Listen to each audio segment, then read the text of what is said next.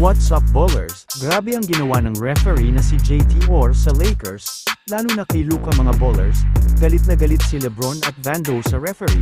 At natawa na lang si Luka matapos tinawagan ng technical foul dahil akala ng referee ay siya ang pinagmumura ni Luka. Tumira ng floater si Luka sa harap ni Hartenstein at tumayo naman ang isang fan at sumigaw ng short o kapus daw ang tira ni Luka. Narinig ni Luka ang sigaw ng fan at nagmura si Luka pagtapos may pasok ang kanyang floater. At doon nag-akala ang referee na siya ang minura kaya tinawagan ito ng technical foul. Di makapaniwala si Lucas sa tawag ng referee, at kinausap din ni LeBron at Vando ang referee. Ngunit tinuloy pa din ang call at na-thrown out sa laro si Luka. Sa sumunod na play ay natawagan din ng technical si Jared Vanderbilt, matapos mag-flex sa harap ni Caruso pagtapos ng kanyang block.